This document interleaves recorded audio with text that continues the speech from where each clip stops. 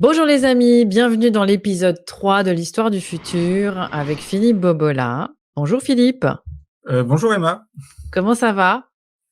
Ça va, comme on peut aller en Macronie, dans un système particulier qui est complètement absurde. J'ai l'impression d'être dans une pièce de Ionesco. Enfin voilà, ça me permet de revisiter mes classiques du théâtre de l'absurde. C'est exactement ça et je crois que c'est le mot qui est le plus difficile à vivre ces temps, c'est l'absurdité de tout ce qui se passe. Et voilà d'ailleurs aussi pourquoi nous avons décidé de faire cette émission avec Philippe. On continue, ceux qui n'avaient pas vu l'émission sur la fabrique du consentement qui parle d'ingénierie sociale, allez les voir sur le site emmacruzy.com, comprendre son cerveau, la manipulation. Et là, dans l'Histoire du futur, nous sommes au 3e épisode. Parce que, en fait, effectivement, pour comprendre ce qui se passe et tenir bon, il va falloir aller en profondeur et, comme le dit si bien Philippe, aller sur un terrain pluridisciplinaire, ce qui te correspond d'ailleurs comme description, Philippe, puisque toi, tu as tellement de casquettes. Allez voir le CV de Philippe. Je ne vais pas en parler maintenant parce que sinon, on prend déjà 15 minutes pour raconter tout ce que tu as fait. Alors, aujourd'hui, Philippe va nous parler des nanotech, les nanotechnologies, puisqu'effectivement, vous êtes nombreux à parler de nanoparticules, nanotechnologies. De quoi on parle en fait quand on parle de nanotechnologie? Quels sont les enjeux, les risques? Est-ce que c'est vraiment un progrès, une bonne nouvelle pour l'être humain ou est-ce qu'il y a plutôt du souci à se faire? Philippe va nous parler des nanorobots aussi et en quoi l'intimité est l'enjeu crucial de ce qui va se passer. Alors Philippe, par quoi on commence quand on veut parler des nanoparticules? On va déjà définir ce que c'est les nanotechnologies, les nanosciences.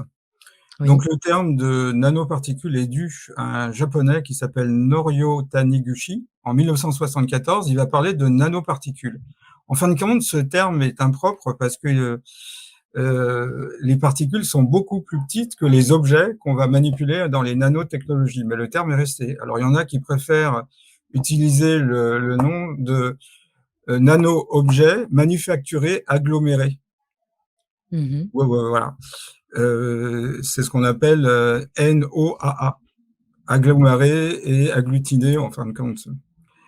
Alors, la Royal Society et la Royal Academy of Engineering a défini ainsi, en 1974, les neurosciences et les nanotechnologies. Les nanosciences sont l'étude des propriétés et la manipulation de matériaux aux échelles atomiques, moléculaires, supramoléculaires, dont les propriétés sont différentes des objets de plus grosse taille. Les nanotechnologies couvrent la caractérisation, la conceptualisation, la production et l'application de structures, dispositifs et systèmes en leur imposant une forme et une taille à l'échelle nanométrique.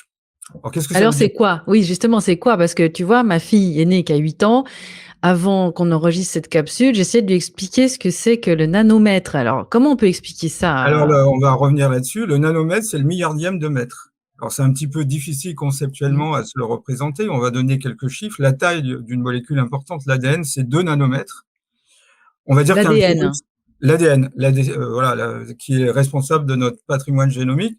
Un virus qui nous a tant occupés ces derniers temps, comme le Covid, c'est à peu près en moyenne 70 nanomètres.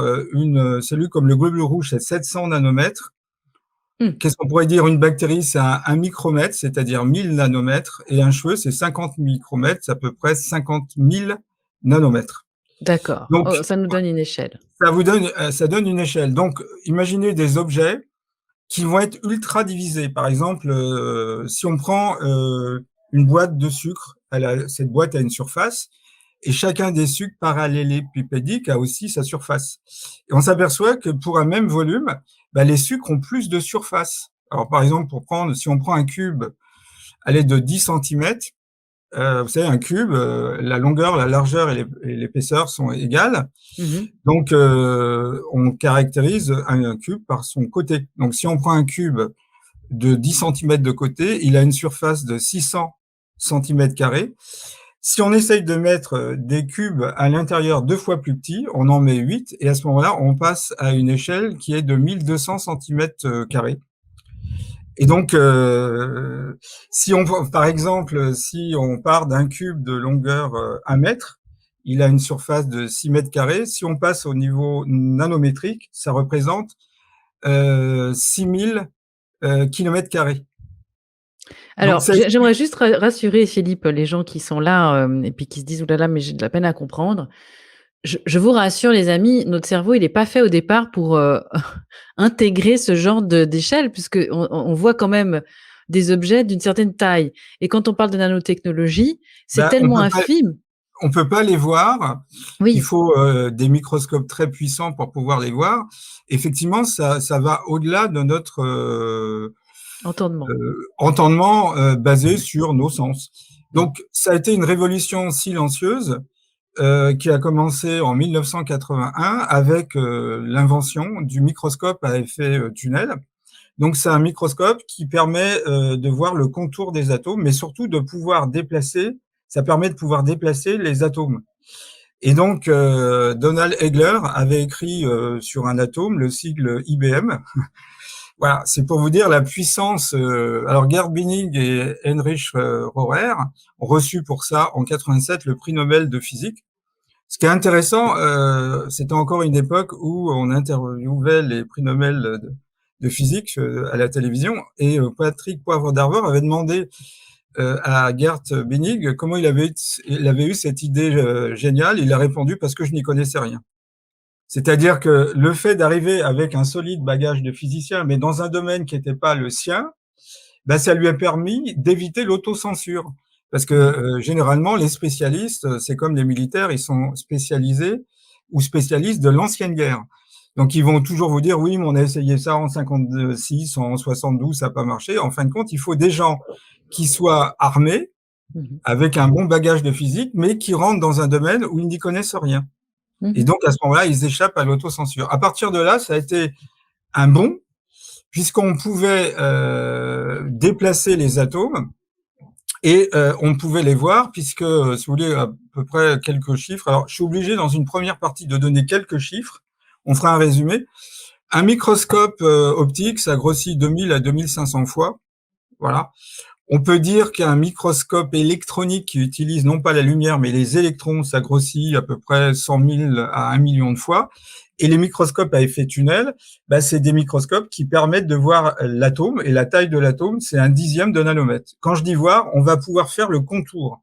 Donc, c'est basé sur des propriétés quantiques. On approche une pointe qui présente une tension, et on peut arracher sur le matériau qui est exploré par la pointe, à des distances très très faibles, hein, de l'ordre du nanomètre, des électrons, et un peu comme ça, on peut voir le contour de l'objet, donc voir le profil des atomes. On les voit pas directement, mais on les voit indirectement. Mais surtout, ce qui est important, c'est qu'avec ce microscope à effet tunnel, on peut déplacer les atomes. Donc, si on prend par exemple un grain de sable, bah, on peut y mettre une soixantaine d'atomes dans une taille. On peut Mmh. vraiment Mmh. arriver à sculpter. Alors, Jean-Marie Laine, qui a été aussi un chimiste, c'est un Français, il a eu le prix Nobel en 1987, il a été longtemps professeur de chimie au Collège de France, il est maintenant professeur honoraire, et il a défini ainsi son domaine, la chimie supramoléculaire. Il disait: les atomes sont des mots, les molécules des phrases, et les amas de molécules sont, comment dirais-je, les chapitres, en quelque Mmh. sorte, ou les textes que nous pouvons manipuler. Donc, on peut arriver à manipuler. Alors, ce qu'il faut avoir compris, ça va éclairer, plus on ultra-divise un objet, et plus on augmente l'importance de sa surface, ce qu'on a vu Mmh mh. avec Mmh mh. quelques chiffres. Ça explique pourquoi, par exemple, du sucre en poudre cristallisé se dissout plus rapidement dans de l'eau chaude. Ça explique pourquoi un cachet, si vous le broyez en poudre, bah, il va mettre beaucoup moins de temps pour Mmh se mh. dissoudre. Mmh mh. En général, c'est de l'ordre de la, allez, on va dire minutes, ça dépend du cachet, mais on va avoir des propriétés nouvelles. Mmh Alors, mh. qu'est-ce qu'on va avoir comme propriétés nouvelles? Ben, par exemple, on va avoir des propriétés mécaniques, des propriétés lumineuses, des propriétés de conduction, magnétiques, des propriétés biologiques. Alors, en 1985, on a trouvé des structures uniquement faites de carbone, presque accidentellement, finalement, en étudiant les restes de combustion de produits à base de carbone, comme les hydrocarbones ou des molécules carbonées, ben, on a trouvé des molécules qui ont une forme de ballon de foot. Fullerene. Bon, ceux qui ont été au musée de la Villette, le musée des sciences, vous avez un demi-dôme. C'était l'invention de l'architecte Buckminster Fuller, qui avait fait en 67 un dôme, un biodôme à Montréal. Donc, c'est une demi-sphère qui est faite de pentagones et d'hexagones. Alors, si cette fois-ci, au lieu d'avoir une demi-sphère, vous avez une sphère complète, vous aurez 20 hexagones et 12 pentagones. Et vous avez une molécule qui est faite uniquement d'atomes de carbone. On l'appelle C60. Alors, par la suite, on a trouvé d'autres molécules. C70 qui a plutôt la forme d'un ballon de rubis. On a des C76, C84, etc. Alors, ça a été la porte ouverte pour qu'on puisse, par la suite, découvrir d'autres organisations uniquement faites de carbone. Et c'est là on arrive au fameux graphène. Vous avez tous entendu parler de l'oxyde de graphène, hein, le fameux graphène. Alors, il est fait uniquement de carbone, mais à l'époque, on pensait que une surface plane de graphite. Alors, on va revenir sur deux structures. Le diamant et le graphite. Le graphite est fait de feuillets qui sont superposés les uns aux autres avec des atomes de carbone qui sont organisés sous forme hexagonale. Alors que le diamant, c'est un cristal avec des liaisons beaucoup plus solides. Alors, ce graphite, il est beaucoup plus friable, mais effectivement, les gens ont commencé à se dire que si on arrivait à donner à ces structures qu'on a vues, les C60 qui sont faites d'atomes de carbone, une structure plane en nid d'abeille, ou sous forme de nanotubes, ou sous forme de cordes, ou sous forme de tubes avec de multiples couches, et ben on avait des composants électroniques. Le mot est lâché, c'est-à-dire qu'avec les nanotechnologies, on a la possibilité de transformer les molécules en composants électroniques, en transistors, etc.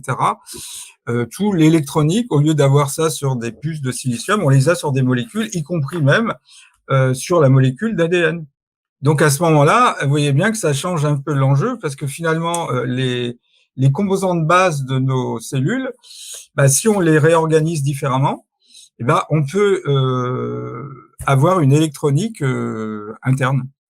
Alors, ce que les gens, vont là, du coup, peut-être se demander, c'est: «OK, mais comment est-ce possible qu'on justement, qu'on change les composantes de base?» Ce que tu dis, Philippe, Bah, c'est-à-dire, est-ce qu'aujourd'hui, il y a déjà des applications que tu peux nous ah bah bien citer? sûr, on trouve, ça fait une dizaine d'années que, par exemple, on a des nanoparticules, par exemple, dans la peinture, la cosmétique, même les emballages alimentaires, hein. Mmh mh. Par exemple, vous avez des nanoparticules d'oxyde de titane, hein, dans la peinture, la cosmétique, l'alimentation. On a des nanoparticules de carbone dans les vélos. On retrouve ça des nanoparticules de noir de carbone dans les pneus. On a des nanosilices qui évitent l'agglomération du sucre ou du sel. On a des nanoparticules d'argent. Alors, on en trouve dans les revêtements, les textiles, les sprays désinfectants, les pansements, les claviers, les frigidaires. Et on a d'autres matériaux qu'on appelle nanoparticulaires qui sont dans l'alimentation. Le problème, c'est que on n'a aucune idée de leur toxicité. Alors, comment on peut faire rentrer ces particules? Il y a différentes voies d'entrée.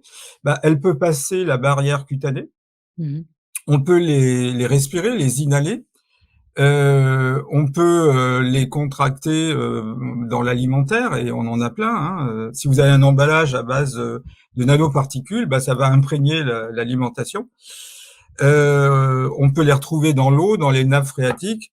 On peut les retrouver au niveau même intime, parce que effectivement, il y a tout un tas de gels intimes qui contiennent des nanoparticules, donc on peut avoir une contamination urogénitale. Voilà. Donc ça fait une dizaine d'années. Alors les nanoparticules peuvent passer la barrière cutanée, elles peuvent passer la barrière nasale, elles peuvent passer la barrière alvéo pulmonaire. Elles peuvent passer la barrière hémato-encéphalique qui sépare le corps du cerveau, même la barrière placentaire. Alors, il y a des études qui ont été menées, mais qui ont été mises de côté, évidemment, vu l'enjeu économique et vu surtout ce qu'on verra, c'est que la révolution 4.0 a besoin d'une façon impérative de cette nanotechnologie pour nous transformer en objets connectables. Oui. Voilà. Alors peut-être que là, maintenant, les yeux commencent à s'éclairer, chez les personnes qui nous écoutent parce Voilà, il qu'effectivement fallait un petit peu poser le décor, voilà, c'est-à-dire c'est ça. à quelle échelle on est, comprendre que c'est de la matière ultra divisée. Et le fait d'avoir une matière ultra divisée, ça change les propriétés. Par exemple, l'or, pour le rendre, comment dirais-je, liquide, il faut le chauffer à 1064 degrés. Si vous avez de l'or ultra divisé, il est liquide à température ordinaire. L'or est incolore, mais si vous l'avez à une taille de 90 nanomètres, eh bien, il va avoir une couleur bioviolette. Si on diminue la taille à 30 nanomètres, à ce moment-là, il aura une couleur rouge. Et c'était connu parce que, par exemple, il y avait des verreries en Italie au XVIIe siècle, les fameux verres de Murano qui ont Mmh. une couleur rouge rubis. On mettait dedans des atomes d'or ou d'argent, mais souvent on mettait de l'or. Et à ce moment-là, en les chauffant, on forme une espèce de rassemblage de ces particules. Ça forme un agrégat et ça donne cette couleur rouge rubis. On utilisait aussi le cuivre. Même dans l'Antiquité, on a le vase de Lycurgus qui avait des couleurs différentes suivant qu'on éclairait à l'intérieur ou à l'extérieur. Quand on l'éclaire à l'intérieur, il prend une couleur rouge, à l'extérieur, une couleur verte. Ça venait du fait qu'on avait enrichi le verre de métaux nobles comme l'argent et l'or. Alors c'est pareil, un nanotube, ça va éclairer les gens, un nanotube de graphène, eh bien, les électrons, quand ils circulent dans un conducteur qui conduit bien l'électricité, comme son nom l'indique, il va y avoir des chocs. Si vous avez un fil de cuivre, les électrons qui circulent en groupe vont entrechoquer les atomes de cuivre, ça libère de la chaleur du fait du choc, et donc ça diminue l'intensité du courant électrique, parce qu'il y a une dissipation d'énergie. Avec les nanotubes, on peut avoir une circulation beaucoup plus grande de l'ordre du millionième de mètre des électrons sans choc. Donc, Mmh. on a une densité électronique qui est 10 000 fois supérieure à celle du cuivre, qui est déjà un bon conducteur. On peut même, avec des pointes qui délivrent des tensions, des différences de potentiel, augmenter d'un facteur 1 million et générer des micro-courants qui sont d'une dizaine de microampères par nanotube. Alors, vous imaginez, c'est des milliards et des milliards de nanotubes qu'on pourrait envisager dans un corps. Sans parler des 5G qui pourraient être reçus par ces objets, on a des petits composants électroniques à l'intérieur de notre corps quand on nous injecte ces nanotubes. Alors évidemment, c'est une révolution parce que, par exemple, le graphène, c'est un matériau qui est 200 à 300 fois plus résistant de l'acier et et très flexible. C'est la raison pour laquelle on allie deux propriétés qui paraissent incompatibles, la résistance et la flexibilité. Donc, c'est une révolution dans le domaine des matériaux, puisque effectivement, ces nanotubes peuvent avoir une plus grande conductivité, avoir des propriétés magnétiques différentes. Beaucoup de matériaux ultra divisés ont des couleurs qu'on retrouve pas quand ils sont à plus grosse taille.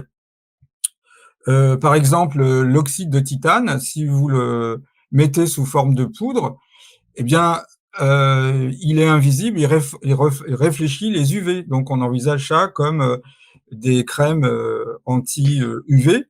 Mais Oui. le prix à payer, c'est la pollution de notre corps. Il y en a aussi, je crois, dans certaines, cachets de médicaments pour rendre Oui, blanc. Il me semble que c'est ça, hein, oui, oui, il y en a à peu près partout. oui. On nous a imposé cette révolution qui a été silencieuse et qui est Mmh. passée inaperçue.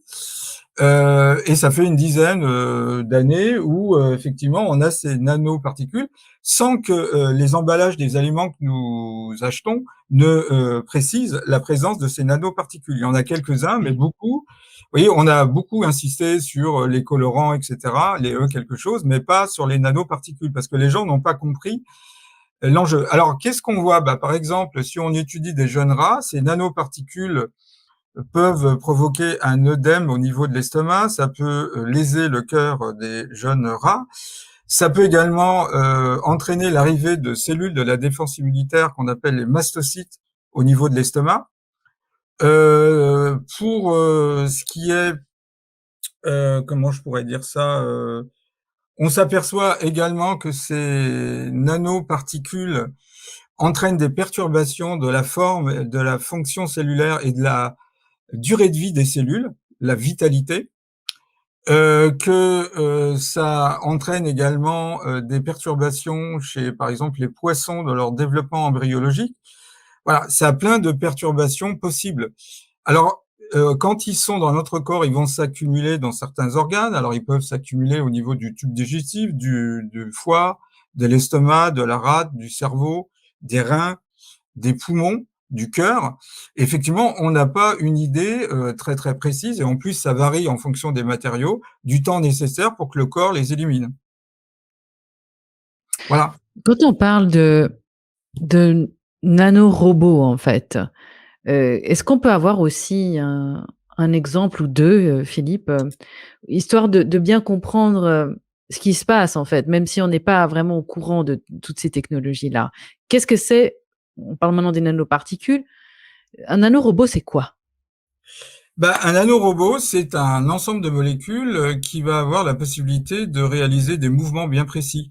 Vous voyez, par exemple, on a synthétisé des molécules qui peuvent simuler les mouvements qu'on trouve dans un muscle, contraction et Mmh. rétractation, myocontracturation, myorelaxation.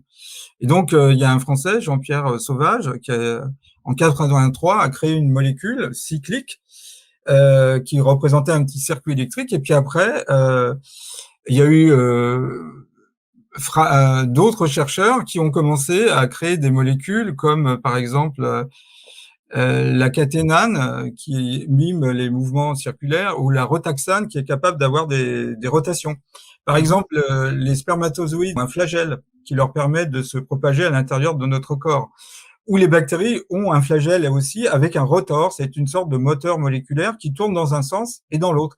Ce qui fait que la bactérie va avoir un mouvement un peu particulier qu'on appelle un mouvement brownien, du nom de son découvreur, Robert Brown, qui découvrit en 1827 que quand on met des grains de pollen à la surface d'une eau, ces grains de pollen semblent se déplacer de façon non rectiligne, erratique. Mmh.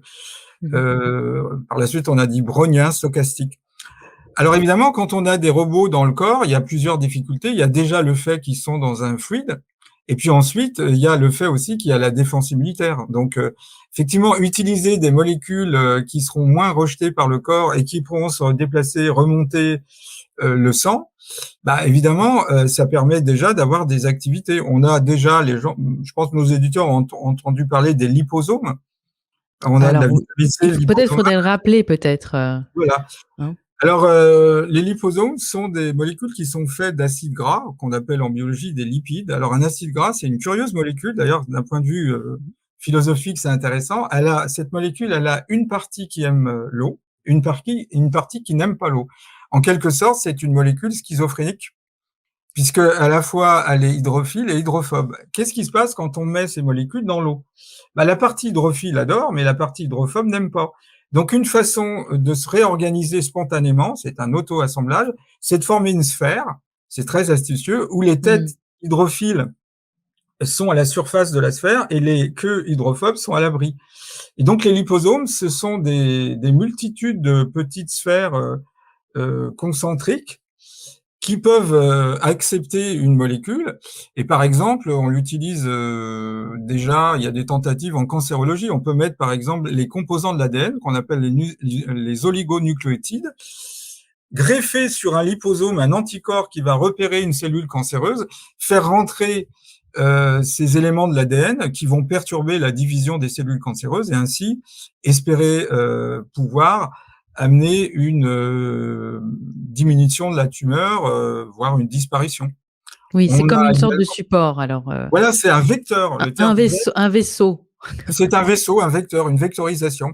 Mmh. On met à l'intérieur des ions métalliques, par exemple, et puis une fois que le liposome a pénétré dans une cellule cancéreuse, on applique des champs magnétiques, donc c'est intéressant, donc des ondes électromagnétiques qui vont agiter Mmh. ce métal, amener la tumeur à connaître une température de 40 degrés Celsius et tuer les cellules. On les tue parce que les cellules cancéreuses sont plus fragiles que les cellules normales à une élévation de température. Alors effectivement, on a même des nanocapteurs. Hein, on a par exemple, on greffe sur des nanotubes des protéines ou des enzymes. Une enzyme, c'est une protéine qui accélère la transformation des réactifs en produits. Et donc, si par exemple la protéine va détecter, je sais pas moi, de l'ADN, eh bien, il va y avoir une modification de la circulation du courant. Vous Mmh. voyez, sans la molécule, le courant circule à une certaine vitesse. Avec la molécule, il y a une variation dans la circulation du courant et on peut apprécier comme ça une molécule sur 1 million. Ce qui est quand même ce qu'on appelle une partie par million, ce qui est quand même assez fin. Donc il y a plein d'applications, ça c'est le côté positif. C'est un petit peu comme le nucléaire, il y a un côté positif et un côté négatif. Le côté positif, encore il y aurait beaucoup à discuter, c'est l'utilisation de la radiothérapie, voilà. Mais par exemple, c'est un exemple de positivité. Le côté négatif, c'est la bombe nucléaire d'Hiroshima et de Nagasaki. Donc les technologies sont toujours Janus. Mmh. Il y a toujours un côté positif. J'ai cité quelques exemples, on pourrait en citer d'autres. Puis il y a une face noire, une face sombre des nanotechnologies. C'est le fait que ces nanotechnologies pourraient nous amener à être en surveillance permanente. On envisage déjà, donc Ray Kurzweil, qui dirige la recherche transhumaniste pour les géants du net, rêve d'avoir des nanorobots qui en permanence circulent dans notre corps, nous calculent en mesurant la pression sanguine, voient s'il y a un bouchon, ouais. Mais on rentre dans une espèce de disparition de l'intimité et de l'extérieur, c'est-à-dire une cellule, elle a un intérieur et un extérieur. Mmh. Alors Georges Himmel, qui est un sociologue allemand, avait distingué dans une société la société des portes et des ponts. Les ponts, c'est la collectivité, et puis la porte, c'est l'intimité. Et on voit bien que le rêve du transhumanisme et des nanotechnologies, c'est d'arriver à avoir une surveillance jusqu'au plus intime de notre biologie. C'est Mmh. ça qui est le côté sombre de l'affaire. Alors, dans son ouvrage Covid-29, la grande réinitialisation, le grand reset, Klaus Schwab indique bien que les révolutions à venir, la révolution 4.0, elle sera caractérisée par une vitesse, elle sera caractérisée par une complexité et elle sera caractérisée par une interconnectivité. Le but, c'est de nous transformer en objets connectables. Et pour qu'on soit des objets connectables, les nanotechnologies sont un excellent moyen de nous transformer en objets connectables. On peut presque voir l'évolution de l'humanité. On a d'abord été des citoyens. Avant, on était des sujets du roi. On va dire, on va prendre historiquement. On a d'abord été des sujets du roi, puis après, on est devenu des citoyens. Et maintenant, on devient des objets connectables. Vous voyez, Mmh. le statut même de l'être humain change. La connectivité, c'est le maître mot de la révolution 4.0. Tout sera connecté. On envisage déjà des villes intelligentes, des maisons. Oui, ce qui existe En... déjà, smart Oui, oui, bien sûr. cities, on pense à Nice, à Dijon aussi d'ailleurs. Voilà, c'est ça. Ça commence à se mettre en place. C'est pour ça que je dis ça a été une révolution silencieuse. On n'en a pas beaucoup parlé, mais elle a joué un rôle considérable dans les plans de la grande réinitialisation, le grand reset, parce que sans la nanotechnologie, ça serait pas possible. Alors, On parle des nanotechnologies, des nanorobots, mais il faut savoir que les nanotechnologies établissent des liens avec les sciences biologiques, avec les sciences de l'information et les sciences cognitives. C'est ce qu'on appelle la Mmh. recherche NBIC. N pour nanotechnologie, B pour sciences biologiques, I pour sciences de l'information et C pour sciences cognitives. Donc le but, c'est de concentrer. Mmh. Alors, c'est marrant parce que on peut dire que notre monde se caractérise par une durée de plus en plus courte. On arrive maintenant à mesurer la zeptoseconde. C'est un 1 divisé par un suivi de 21 zéros. Voilà, Alors histoire de se donner un peu mal à la tête. voilà, C'est ça fait 18 1000 milliardièmes de seconde. voilà, Voilà. c'est dit. Voilà. Donc, oui, mais donc c'est ultra rapide, ultra divisé, donc ultra petit et ultra complexe. Voilà. Alors, c'est assez curieux parce que les Grecs de l'Antiquité, eux, n'avaient pas voulu diviser encore plus l'atome. Ils avaient compris que si vous prenez une longueur finie, vous pouvez toujours la diviser en deux. Les deux bouts obtenus, vous pouvez Mmh. encore les diviser. Vous pouvez faire ça à l'infini. Donc, c'est ce qu'on appelait dans l'Antiquité le paradoxe des Élades, c'est-à-dire qu'une longueur finie, si vous la divisez comme ça, sans limite, bah, vous aboutissez à l'infini. Et ils voulaient pas parce ils avaient peur d'être coincés entre deux infinis, l'infiniment gros, le grand et gros, le cosmos, et l'infiniment petit, qui serait la division à l'infini de cette hypothèse qu'au cœur de la matière se trouve un élément fondamental qui est l'atome. Atomos, en grec ancien, ça veut dire non sécable. Mais là, on a été au-delà. On a une matière ultra divisée et qui ne fait que s'ultra diviser de plus en plus, avec un rythme de vitesse de plus en plus grand. Et donc, on arrive à quelque chose où on est en dehors de la capacité qu'a un être humain normal de pouvoir concevoir ces divisions à l'infini qui donnent le vertige, mais également en tant que temps de réponse. Vous voyez ce que je veux dire? C'est-à-dire que nous, Mmh. notre influx nerveux est de 100 mètres par seconde, et comment apprécier une zeptoseconde? Vous voyez, la technologie nous écrase. Donc, soit l'homme renonce à la technologie, ce qui, voilà, il y a tout un débat et pour l'instant, il y a beaucoup de gens qui veulent continuer la technologie, soit on devient des hommes et des femmes augmentés. Et j'avais déjà signalé que nous sommes dans l'infosphère, et dans l'infosphère, l'information va de plus en plus vite. Donc, effectivement, selon un schéma strictement darwinien, on doit s'adapter à cet environnement de l'infosphère, et pour ça, il faut nous augmenter. Et pour Mmh. nous augmenter, rien de mieux que de changer notre humaine nature et notre intimité biologique. Alors, est-ce qu'on pourrait, imaginer, quelques hypothèses ou donner quelques exemples? Comment maintenant on peut, par exemple, changer l'identité biologique grâce aux nanoparticules consciemment, aujourd'hui? Donc on a parlé, de la présence de ces nanoparticules dans certains, cosmétiques, et cetera. Maintenant, est-ce que, par exemple, il pourrait y avoir, quelque chose de présent dans des injections? Ou est-ce qu'on peut faire un parallèle avec ce qu'on vit On maintenant? peut émettre cette hypothèse que, effectivement, les nanoparticules pourraient être présents dans les vaccins. Je fais une hypothèse, je l'affirme pas, mais ça serait pas étonnant. D'ailleurs, on comprend mal, d'ailleurs, pourquoi la 5G s'est autant développée. Il y a bien une espèce de relation de cause à effet. Alors, on a vu d'ailleurs qu'il y a Chemicell, qui est une société allemande, hein. De plus en plus, on a des vecteurs qui sont magnétiques, quoi, et on peut les déplacer par des champs magnétiques. Et c'est exactement ce qui est en train de se passer.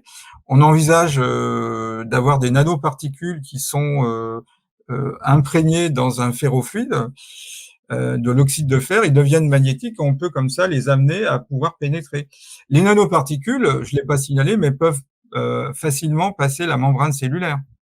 On s'aperçoit au niveau, on a parlé des hommes, mais que les nanoparticules peuvent diminuer la quantité de chlorophylle, et ils peuvent modifier la période de germination, la croissance racinaire. Vous voyez, ils peuvent tuer des micro-organismes et privilégier d'autres. Les vers de terre sont stimulés. Par exemple, vous avez des micros, de toutes les mini crustacés qui subissent des dégâts. Voilà. Donc, c'est pour ça que, si vous voulez, pour faire pénétrer les vaccins à ARN messager, il fallait bien avoir ce genre de vecteur. Et c'est Oui, ce là, qu'on a vu. on parle de vecteurs, lipidiques, hein, Oui, des c'est ça. Bah, nanoparticules de ARN. c'est un exemple. Alors après, il peut y avoir des variations, mais Mmh. les liposomes sont un exemple de ça. Mmh mh. C'est-à-dire que l'ARN messager, qui est très fragile, était mis dans un vecteur lipidique avec même des oxydes métalliques, et ça permettait ainsi de pouvoir les téléguider et de passer plus facilement la membrane cellulaire. Voilà. Alors, c'est toute une réflexion qu'il faut mener. L'homme est arrivé à un carrefour. Le biologiste Jean Rostand disait la science a fait de nous des dieux avant que nous fussions devenus des dieux. C'est-à-dire Mmh. que donner une technologie à des gens qui n'ont pas la maturité, bah, ça peut être dangereux. C'est ce que disait Jacques Prévert, faut pas laisser jouer les intellectuels avec des allumettes. Ils risquent de mettre le feu. Donc, c'est tout, évidemment, c'est Janus, il y aura toujours des côtés positifs et fascinants et des côtés plus sombres. Et c'est là où la société, elle doit se positionner sur ce qu'elle veut et ce qu'elle ne veut pas. Est-ce qu'elle veut perdre son intimité et rentrer dans une espèce de tout fusionnel et confusionnel, ce que veulent les globalistes, plus d'État-nation, plus d'intimité, une surveillance absolue, etc., etc. Tout ce qui a été largement proposé par le Forum économique mondial, où les gens veulent garder leur intimité. Alors j'aimerais bien en profiter, puisqu'on arrive sur ce terrain-là, Philippe, et que nous avons quand même fait 10 capsules sur l'ingénierie sociale. Quand on parle de nanotechnologie et qu'on voit les enjeux et à quel point on peut justement avoir cette influence à distance grâce au champ magnétique, comme ça a été Mmh. mis en évidence là, on pourrait faire d'ailleurs, des dizaines d'heures là-dessus parce qu'il y a tellement à dire. Ah oui. Mais pour que la civilisation, on va dire que pour les gens, pour passer de statut de citoyen à, comment ça a été formulé? À à Objet objet connecté ou connectable. interconnectable, Ah, interconnectable. oui, c'est ça. Il faudra le consentement de ces gens-là. Ah oui, oui. Toi, Philippe, qui justement a cette approche, et que j'affectionne tant sur cette fameuse, facilité à synthétiser ce qu'est la fabrique du consentement, est-ce qu'il faudra vraiment faire peur aux gens? Comment on s'y prend pour vendre ça dans Ben, l'esprit des gens? on met toujours le côté merveilleux. Regardez comment, quand on a développé les OGM, les organismes génétiquement modifiés, animal ou végétal, on nous a vanté les avantages que pouvait avoir un blé transgénique dopé en vitamine A, parce qu'il y a beaucoup de cécité en Afrique du fait d'une carence. Ça n'a jamais marché. On n'a Mmh. jamais développé un blé enrichi en vitamine A qui aurait pu régler le problème de la cécité du fait de la sous-nutrition. Donc on met toujours en avant un côté très positif. On fait souvent Voire appel. humanitaire. Oui, on appuie sur la peur des gens aussi, Mmh. la santé, la maladie. Donc c'est pour ça que la médecine est la face brillante est mise en avant, et puis on évite la face obscure. Et on voit bien que les OGM, ça a été exactement le même schéma que les nanotechnologies, sauf que les OGM, on a plus vu la mise en place de ces organiques génétiquement modifiés. Mmh. En plus, on les voyait, des animaux génétiquement modifiés, des plantes génétiquement modifiées, sauf que là, les nanotechnologies sont invisibles. C'est pour ça que je dis que ça a été une révolution capitale de la de la technologie, mais silencieuse, parce que ces objets sont invisibles, on n'en a pas beaucoup parlé, sauf Et on nous a évidemment pas ceux demandé qui, notre avis et parce surtout on que les a imposés directement. oui. Là maintenant, la plupart des réfrigérateurs ont des nanoparticules d'argent, sans qu'on ait vérifié l'innocuité de ces particules, puisqu'on ne connaît rien, et en plus ça dépend de la taille, c'est très compliqué. Alors c'est fascinant d'un point de vue chimique, puisque le chimiste, on peut le considérer comme un sculpteur, donc il peut diminuer la taille.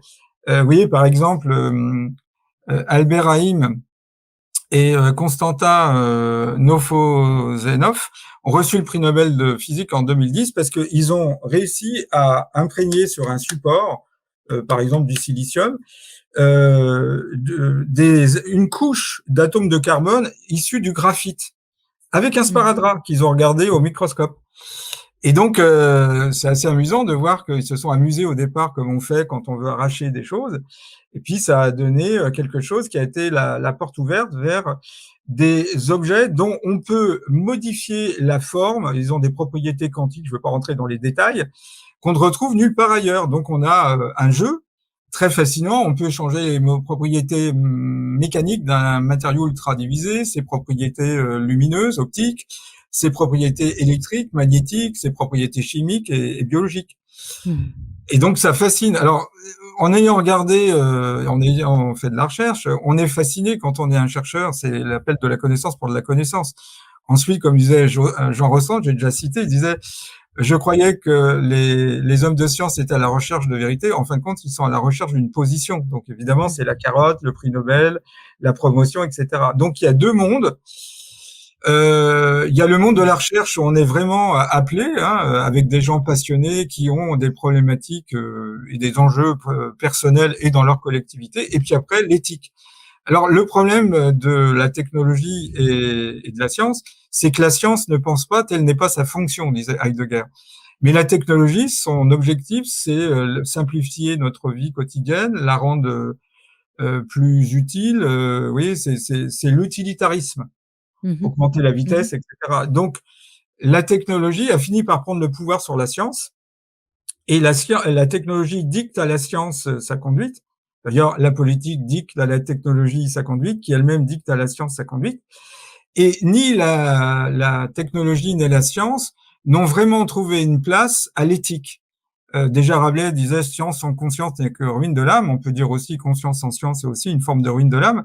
Mais il n'y a pas vraiment de place à l'éthique parce que par définition, moi j'avais participé à des réunions de comités d'éthique, le théologien, le philosophe qui lui pose des problèmes humanistes, Mmh. c'est mis de côté parce que le problème il est technique dès le départ. Vous voyez, Oui moi, et puis on l'a bien vu là depuis 2 ans, est-ce que l'éthique a encore de la place quand on parle sur l'émotion de la peur? On arrive facilement à balayer l'éthique avec la peur, on l'a bien vu, hein. La peur nous fait tout avaler. bah exactement, quand on est dans la peur, on peut plus vraiment réfléchir. On dit que la peur est mauvaise conseillère, c'est un proverbe que tout le monde connaît. Tout à fait. L'éthique, c'est l'esthétique de l'âme. Et le problème actuellement, c'est pas tellement d'avoir des gens intelligents, c'est de trouver des gens qui ont de l'éthique, de la morale et de la déontologie. Et peut-être Donc du discernement aussi pour pouvoir voilà. encore un Alors peu moi, réfléchir. en tant qu'enseignant, ça m'avait fait réfléchir.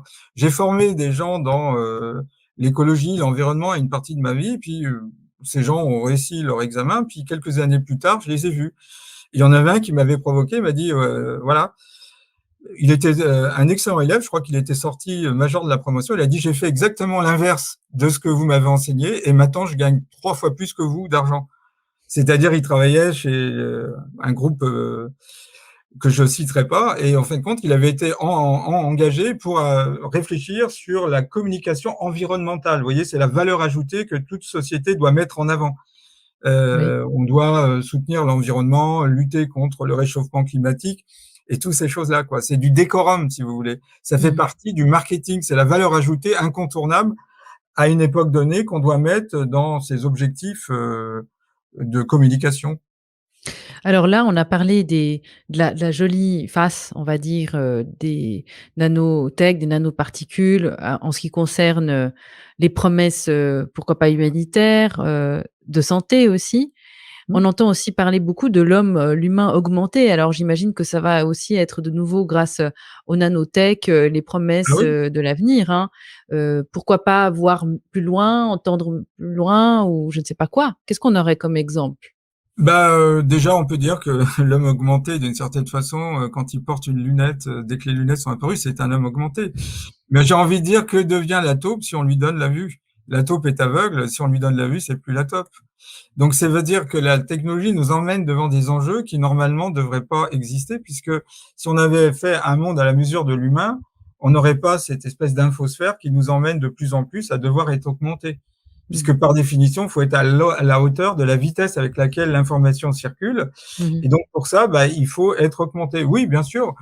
Bah, on commence à voir, c'est d'ailleurs assez intéressant, peut-être dans une autre émission on en parlera. Il y a beaucoup d'argent qui est donné à des startups qui travaillent sur les cellules souches qui débouchent sur des tissus animaux végétaux, comme si on Mmh. voulait nous amener vers la viande artificielle ou les végétaux artificiels. Oui, Mais d'ailleurs, ça, je crois que Bill Gates a massivement investi là-dedans, voilà, hein. il a beaucoup investi et donc on peut très bien envisager qu'à un moment donné, cueillir une salade qui est supposée capter le gaz carbonique, ça sera un acte délictueux. Has-been, Voilà, ouais, has-been, un acte terroriste, un acte voilà. inconséquent, etc. Donc, si vous voulez, le, il faut comprendre un petit peu, pour répondre à la question, c'est quoi cette révolution des nanotechnologies et comprendre vers quel monde on veut nous amener. Parce que je pense que même ceux qui se sont fait vacciner, si on leur expliquait vers quoi les globalistes veulent nous faire rentrer, ils signeraient pas. Vous voyez ce que je veux Alors, dire? comment leur expliquer, Philippe? Parce que ça aussi, hein, on reçoit beaucoup de messages de gens qui nous disent: «On n'arrive plus, on est tellement divisés», une fois de plus, hein, sur un autre plan, Ultra qu'on divisé, c'est la métaphore, vous voyez, la oui, c'est nanotechnologie, ça. c'est un monde ultra divisé où On un ne se objet, il est comprend même ultra plus. divisé. Voilà. Les gens nous disent: «On ne se comprend même plus, on parle français ou d'autres langues, mais c'est comme si on parlait un autre langage». Alors Moi, comment je vais dire, expliquer dans ce projet globaliste privé, j'entends bien, hein? moi, si on fait un petit partage grossier de la population française, on dirait 30% de gens qui sont convaincus du bien fondé du narratif, 40% qui sont suivistes, qui suivent le narratif pour l'instant, mais qui pourraient suivre un autre narratif, et 30% qui sont questionnistes. Ce qu'il faut atteindre, c'est les 40% de gens qui sont suivistes, parce que le suiviste, il a un bon côté, c'est qu'il peut suivre une autre direction. Il a le mauvais côté, c'est que pour l'instant, une partie de ces 40% suit le narratif du gouvernement, mais de moins en moins. Je pense que ce qui est en train de se passer, moi je le vois, c'est que on est en train de faire craquer le narratif sur la pandémie. On comprend que c'est pas une pandémie, c'est une pandémie, et que les gens commencent à comprendre qu'on leur a menti. De là à étendre le mensonge jusqu'à un projet de société, c'est peut-être le moment, l'opportunité de profiter de cette période où les gens commencent à comprendre qu'on leur a menti pour étendre le mensonge et leur dire, ben voilà ce qu'on vous vend. Vous savez, c'est comme une sorte d'escroquerie. On nous vend vous n'aurez rien, vous serez heureux, vous pourrez vous balader sans avoir un sac à main. Voilà, c'est ce qu'on Mmh. dit hein, pour vanter les nanopuces qu'on veut mettre dans le corps des gens en disant bah vous aurez plus besoin de vous balader si vous êtes une femme avec votre sac, vous aurez tout, votre carte Vous serez en de sécurité, santé, vous serez en sécurité, il y aura voilà. plus d'argent, On donc va on plus aura vous plus voler rien à votre sac. manger. Voilà, et puis comme la puce, il n'y en aura pas une, mais des milliards, bah même on pourra pas vous voler. Donc voilà. Donc c'est cette notion d'identité numérique. On veut dans un monde qui est de plus en plus flou. C'est ça qui est curieux parce que plus le monde est petit, plus il est probabiliste, indéterminé. Et plus d'un autre côté, ceux qui utilisent ce monde pour nous enlever notre liberté veulent avoir un déterminisme absolu parce qu'ils sont angoissés. Le profil psychologique des oligarques, ce sont des gens qui sont très très angoissés. Ils ont peur de perdre leur pouvoir et une façon de se rassurer, c'est de nous tracer en permanence. Donc Oui. au départ, c'est les caméras à reconnaissance faciale, puis après, ça sera les nanorobots qui seront là pour nous garantir une bonne santé et prévenir avant que ça arrive un éventuel dépôt qui pourrait déboucher sur un infarctus ou une viscosité sanguine anormale qui serait le reflet d'un problème sanguin qui lui-même est le reflet d'un problème cardiaque. Vous voyez tout ce qu'on peut envisager. Mais le but, c'est d'arriver à ce que le public morde. Et c'est toujours le même ordre. Hein. Vous serez mieux soigné, on vous occupera mieux de vous. Mais on voit bien que le but des gouvernements, c'est pas de s'occuper de mieux en mieux de nous, c'est de nous asservir de plus en plus. On parle de surveillance, effectivement, hein, puisque 8 milliards de personnes, il faut canaliser, hein. Ça fait Ah beaucoup de oui. monde. Surveiller, que répondre, Philippe, aux personnes qui disent, on en voit beaucoup: «Mais moi, je n'ai rien à cacher». Parce qu'on parle d'intimité dans cette capsule. Bien sûr, ce raisonnement, je l'ai entendu depuis 15 ans, on n'a rien à cacher. Bah, par exemple, on peut, par exemple, si on passe à l'identification numérique, savoir qu'est-ce que vous lisez, qui vous voyez. À la limite, si on interdit la consommation d'une salade, bah, vous aurez des amendes si vous avez mangé une salade. Ouais. En fin de compte, vous aurez en permanence votre vie qui sera surveillée. Et c'est ce qu'avait déjà dénoncé Michel Foucault, mais il l'avait perçu avant que ça soit à cette ampleur, c'est le biopouvoir, le pouvoir que le médical peut exercer sur la citoyenneté et nous amener à être complètement tracés. Donc on a tous des choses à cacher. Philippe, une des casquettes de Philippe Bobola que j'apprécie beaucoup, c'est la psychanalyse. Alors là, j'ai une question vraiment sur un autre plan. Et je me suis posé la question l'autre jour, alors je te la pose.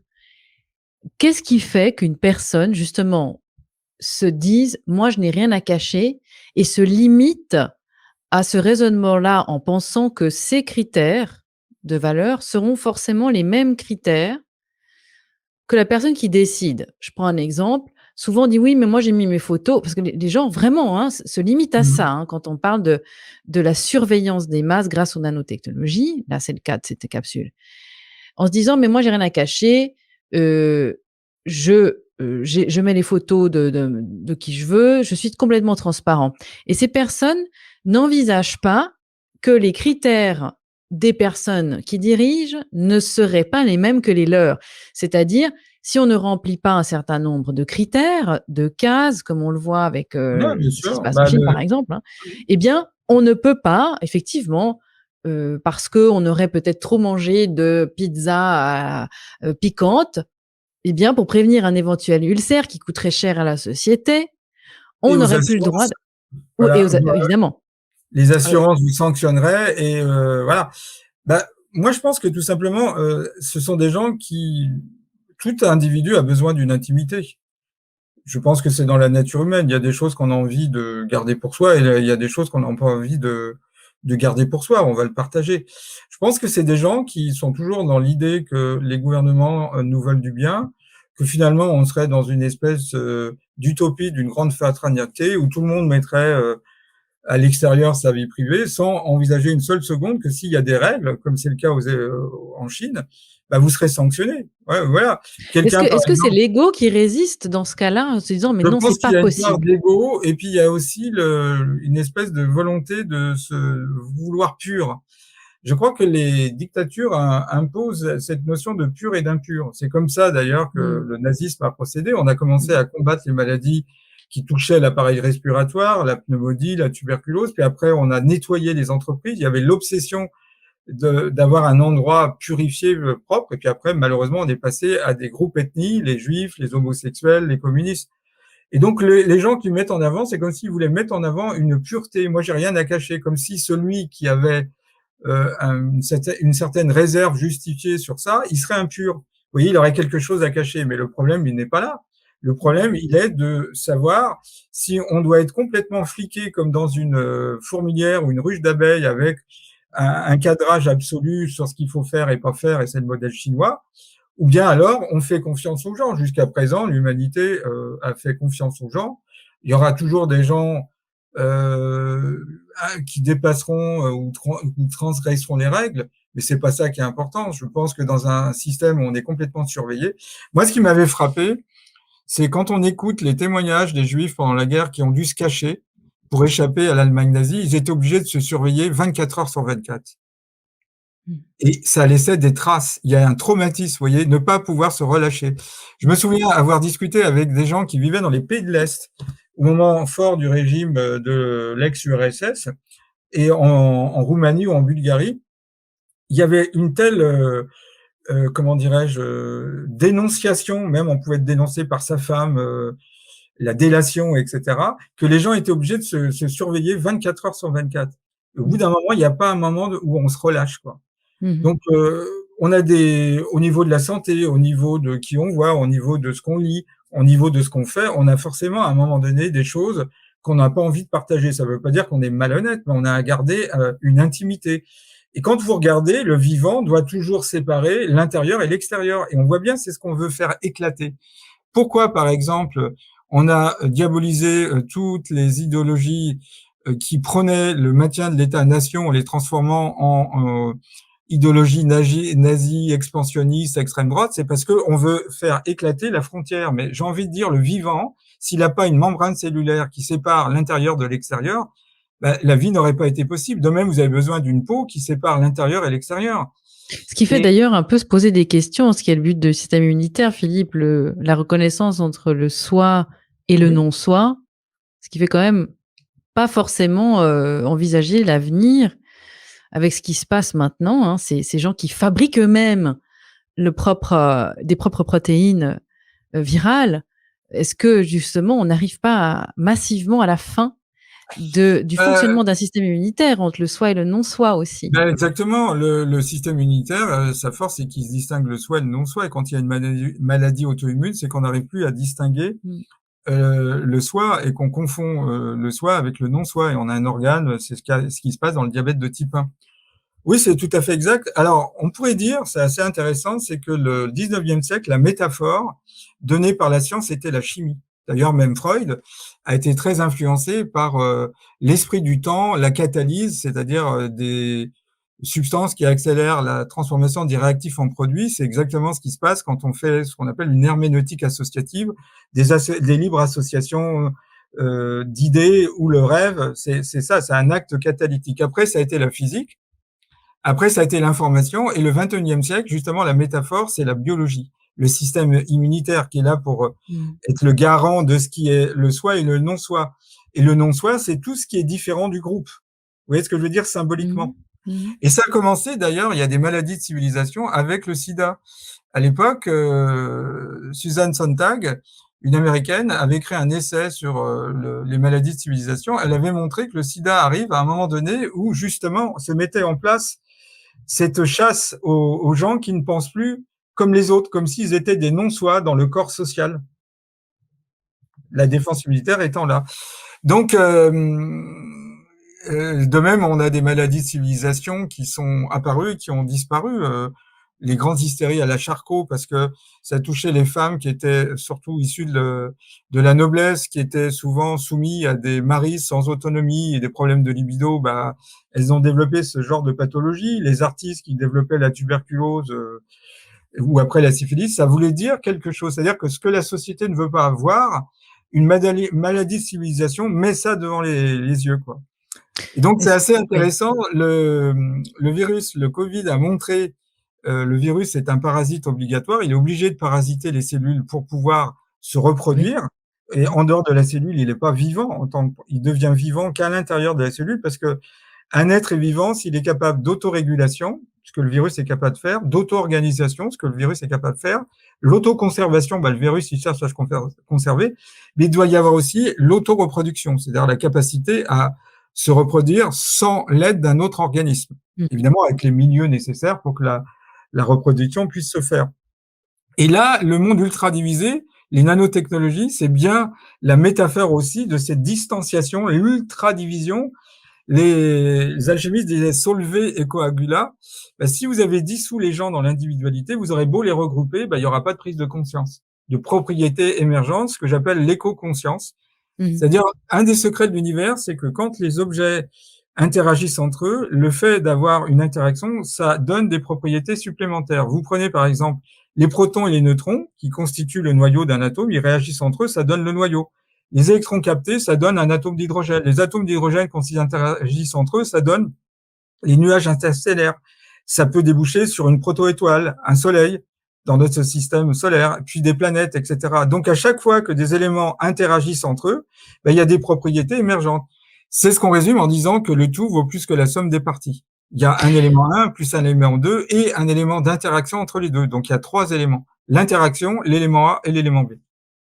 Bah, en fait, moi, quand j'entends parler de ça, me vient une image de toutes ces personnes masquées dans la rue qui ne se regardent pas, qui regardent par terre ou leur téléphone portable, en fait, ou les écrans ou par terre. Il y a plus d'émotion. C'est comme si on voyait justement des objets, des gens qui n'ont plus d'âme, qui n'ont plus l'œil qui brille, qui ne sont plus vivants Il d'une n'y a pas certaine la petite façon. lumière, Il y a plus, il y a voilà, plus. parce qu'on dit que l'âme est le reflet, les yeux, pardon, sont le reflet de l'âme. Mmh. Mais si on se regarde pas, on regarde son portable, on regarde par terre, ou on regarde si l'autre a mis son masque sans vraiment le regarder parce qu'on a peur, ben on n'est plus dans une relation humaine. Et donc à Effectivement, ce moment-là, plus connecté avec les réseaux sociaux à des personnes qui sont oui, à des milliers de kilomètres qu'avec la personne qu'on croise ben dans la c'est le rue. simulacre, c'est ce qu'avait Mmh. dénoncé Platon en disant que l'homme fabrique du simulacre. Il n'est pas capable de produire la vie comme la vie le produit. Hein. D'abord, l'homme fait des copies, vous voyez. La nature, quand elle produit quelque chose, elle le fait d'une façon singulière et unique. Et donc, il avait déjà dénoncé l'usage du faux en politique et le simulacre. On est dans un monde virtuel.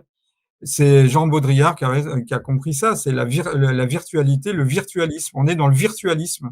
Donc, on est capable de passer à côté de son voisin, mais peut-être si on est dans un Mmh. site de rencontre, on peut tomber sur son voisin à qui on n'a jamais dit bonjour, mais en tapant, il se trouve que lui aussi est en la recherche d'un compagnon ou d'une compagne, et on peut être en connexion. C'est déjà arrivé. Il y a même des romans qui envisagent ça. Oui, c'est un peu curieux, c'est-à-dire qu'on a presque un deuxième monde qui s'est associé au premier, qu'on pourrait appeler le monde virtuel. Et d'une certaine façon, vous voyez, on pointait du doigt à une époque les sociétés traditionnelles qui envisagent un monde invisible. Nous, on a un univers connecté au nôtre. Il n'est pas invisible, il est visible, mais c'est un reflet. Moi, je préfère aller voir la Joconde que de la voir sur un écran. Mais Euh, Philippe, d'ailleurs Facebook a changé son nom pour Meta. Il y a tout un univers parallèle et virtuel qui est en train, d'émerger. D'ailleurs, des terrains virtuels se vendent, des lieux virtuels se vendent sur ces plateformes qui vont être l'avenir. D'ailleurs, ça me fait penser à un film qui s'appelle Inception, qui est un des oui, films oui, que j'ai oui. préféré voir, où on voit les gens dans des salles, qui dorment et en fait, ils s'échappent en Ou rêve. Total Recall, où plutôt que de voyager, on nous implantait des souvenirs de voyage, hein, puisque dans le film Total Recall, d'après une nouvelle de Philippe Cadic, c'est quelqu'un à qui on implante des souvenirs d'un voyage sur Mars. Bah, tout simplement, l'explication est la suivante. Le cerveau, c'est fait pour agir. Mmh. Le monde dans lequel on veut nous emmener, c'est un monde où il y aura peu de possibilités d'action, moins de travail, voire pas de travail. Donc, le cerveau, quand il peut pas agresser, qui veut pas s'auto-agresser et qui peut pas fuir, eh ben, il fuit dans l'imaginaire. Donc, ils ont tout à fait compris qu'en offrant les métavers et ces univers virtuels à l'infini, ben, ça allait permettre aux gens d'échapper à l'inhibition de l'action. Je Mmh. renvoie les auditeurs sur l'émission on avait abordé ça. Et à ce moment-là, eh ben, ils savent très bien qu'il y a un mouvement naturel qui va amener les gens à vouloir se réfugier. Si on prend l'ex-URSS, pourquoi les gens sombraient dans l'alcoolisme ou dans des voyages dans l'imaginaire? C'est parce qu'à un moment donné, la dictature fait que les individus n'ont pas de possibilité d'action. Donc, ils fuient dans l'imaginaire. Mais avec la force des technologies, bah, les gens seront embarqués dans les multivers parce qu'ils seront en inhibition de l'action. Ils l'ont bien compris. C'est ça et en fait, c'est un cercle vicieux, Oui, puisque plus on est là-dedans, moins on agit. D'ailleurs, on l'a quand même aperçu pendant 2 ans, les personnes qui passent leur temps sur les plateformes sociales à commenter, commenter, commenter, mmh. partager, commenter et au final n'agissent pas et ne se positionnent pas et justement ce cerveau qui peut-être, nous donne l'impression qu'on agit parce qu'on commente sur des Oui, plateformes virtuelles alors tout qu'en à fait. réalité on n'a rien fait. Ben, c'est les neurones miroirs. On s'est rendu compte que quand on regarde quelqu'un qui agit, ben, ça active dans nos cerveaux les schémas neuronaux qu'on aurait utilisés si on bougeait. C'est comme Mmh. ça qu'on Ouais. s'est rendu compte en étudiant le cerveau d'un singe que ce singe, bah, qui regardait un autre faire un mouvement, avait allumé dans son cerveau la zone qui correspondrait au mouvement s'il le faisait. Donc les gens, non seulement ils agissent pas, ils vivent par procuration, mais ça leur donne l'illusion par neurone miroir d'avoir agi. Et c'est ça un petit peu le piège. C'est-à-dire que ils ont l'impression d'agir, en fin de compte, ils sont là en train de commenter et de voir par procuration ce qui se passe. Bon, Philippe, on a tendance quand même, à finir malgré tout nos émissions avec quelque chose de positif pour donner un Oui, peu ben, d'espoir. Alors comment on fait? Est-ce qu'on peut vraiment échapper à ces nanotech? Parce que je pense qu'on peut échapper aux nanotechnologies parce que je pense que ce qui est en train de se passer, c'est un retour aux valeurs humaines. Ce qui a touché les gens et ce qui m'a touché, c'est ce mouvement des camionneurs où effectivement la population a aidé les camionneurs. On a dit le mouvement des camionneurs, d'ailleurs c'est le mouvement de la population et des camionneurs, c'est les deux, quoi. Je pense il y a un besoin de retour aux valeurs humaines. Moi, je vois par exemple l'année dernière, j'avais fait dans mon école beaucoup plus de Zoomers que de présentiel, c'est-à-dire qu'il y avait des gens qui venaient en présentiel et puis des gens qui suivaient en Zoom. Et cette année, il n'y a que 2 personnes en Zoom. Les gens veulent venir en présentiel. Donc, on a d'ailleurs souvent annoncé la disparition du cinéma. Bah non, le cinéma, quand les vidéos, les cassettes vidéo sont apparues, les CD, etc., on a dit le cinéma est mort. Bah non, parce que c'est pas la même chose de rire tout seul devant son écran que de rire en groupe. C'est pas pour le la même moment chose. pour Voilà, le pour le moment. moment, Philippe. Voilà. Donc, je pense qu'on a un retour aux valeurs humaines Et donc, c'est une ouverture qui se crée.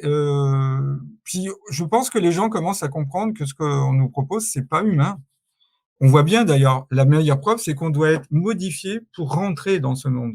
Normalement, si c'était une révolution qui allait directement dans la lignée de l'humain, on n'aurait pas besoin d'être adapté. Vous voyez ce que je veux dire? Et on voit bien qu'on nous prépare. Il faut être réactualisé comme l'informatique. Après C'est 2 ça. doses, il faut 3 doses, 4 doses, il faut être réactualisé. On se C'est fait comme des si mises à jour. des mises à jour. Voilà, il faudra Mmh. des mises à jour.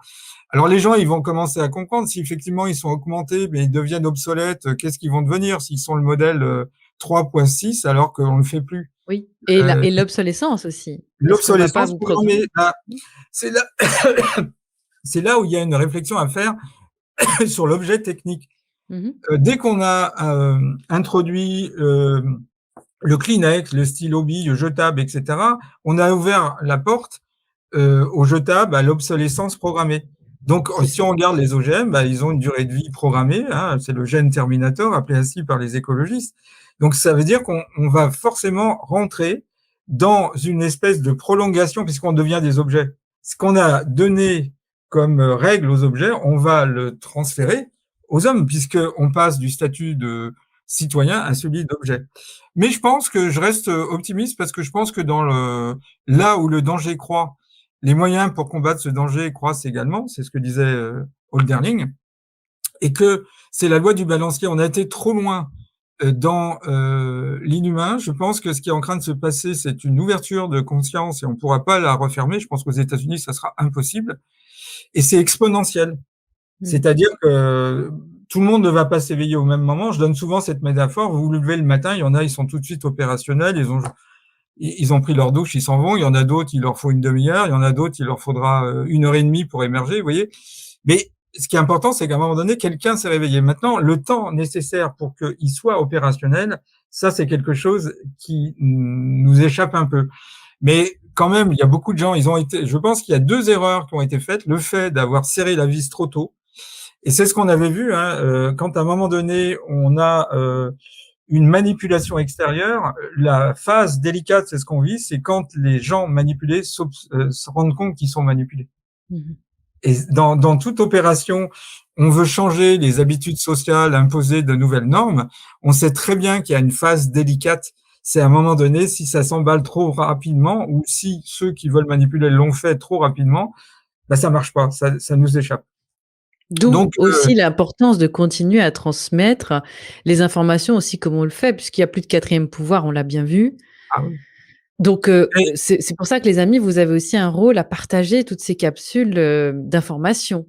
bah, Internet est un outil d'information. Ce qu'on fait, c'est un outil de formation, de petite formation, mais de formation. C'est-à-dire, si vous regardez un site Wikipédia, on va pas vous sortir le cœur des nanotechnologies.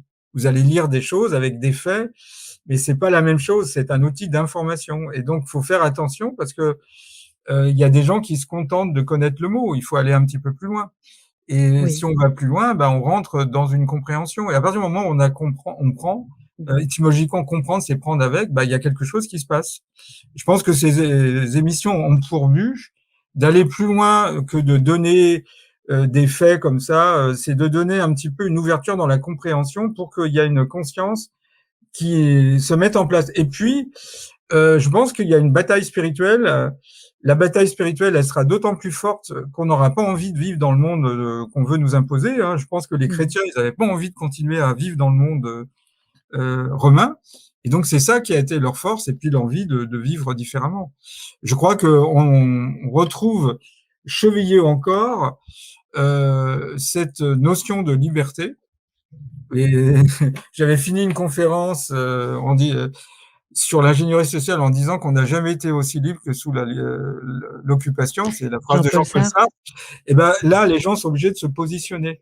Mmh Vous mh. voyez, est-ce qu'ils Mmh. veulent ce grand reset ou ils veulent le grand réveil? Est-ce qu'ils acceptent de perdre en liberté au profit d'un confort technologique? Est-ce que la matière l'emporte sur la spiritualité ou la spiritualité transcende la matière?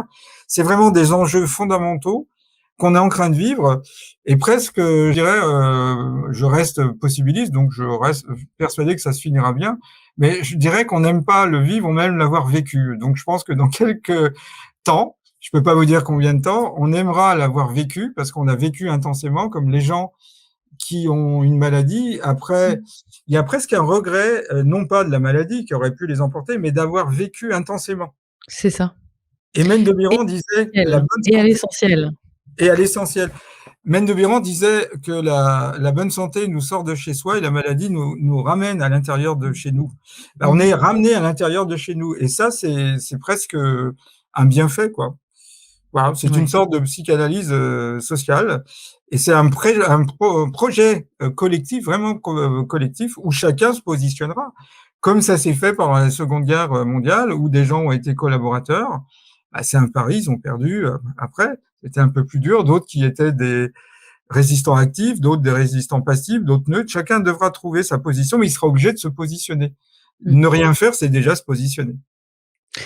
Bien, alors, j'espère qu'on vous a pas trop plombé le moral, les amis. En tout cas, résumons ceci, soyons possibilistes. Chacun a sa part à faire et puis d'ailleurs, je vous invite à aller voir les conférences, de Philippe Bobola sur le temps, qui sont extraordinaires, le double. Parce qu'effectivement, quand on a une approche plus quantique, ça permet d'être un peu plus optimiste au final, hein, quand même, de d'avoir un peu plus de motivation parce que l'approche est différente et cette relation au temps, je pense qu'on devrait en parler et prendre 1 heure Oui. puisque là, il y a quand même quelque chose à aller fouiller, on Ah nous bah, a pas appris ça. il y a des atouts, il y a plein d'atouts, il y a des histoires de temps, il y a plein de choses, Oui, enfin voilà. Il faut, au départ, quand je me suis lancé dans ces émissions, j'ai dit: «Il faut y aller progressivement». Il faut déjà comprendre l'état, des lieux dans lequel on évolue et après on montera en puissance. Parce qu'effectivement, tant qu'on voit pas, dans quel, terrain on peut pas faire grand chose. Et après effectivement, on absolument. peut monter en puissance. Voilà. Alors merci beaucoup Philippe Bobola, une fois de plus, c'était passionnant. Merci les amis, en tout cas, de votre fidélité. J'espère que vous êtes, de plus en plus nombreux à partager ces contenus. En tout cas, le site, emacruzy.com a un succès phénoménal, beaucoup de téléchargements. D'ailleurs, n'hésitez pas à télécharger les capsules vidéo sur le site et ensuite à les reposter vous-même, ce qui prévient la censure évidemment puisque vous êtes et vous serez de plus en plus nombreux, des centaines, des milliers à reposter sur vos chaînes à vous. Ces contenus sont cadeaux pour vous. Merci Philippe en tout cas de ce temps qu'on passe et que tu nous offres, c'est tellement passionnant. On se retrouve, dans la suite des épisodes, épisode 4 bientôt, sur cette série de 10 capsules sur l'histoire du futur. Merci les amis de partager en masse et Philippe, je te laisse le dernier mot. Peut-être que tu as envie de rajouter quelque chose avant qu'on se quitte? Bah, moi je reste, comme je l'ai dit, possibiliste. Je suis ni optimiste ni pessimiste. Je pense que c'est pas juste. Il y a une potentialité pour que la vie retrouve sa justesse et je suis persuadé que ça se fera. Évidemment, peut-être pas aussi rapidement qu'on ne le voudrait, mais ça se Mmh. fera. Eh bien, je rejoins ce point de vue. À très bientôt les amis et merci Philippe.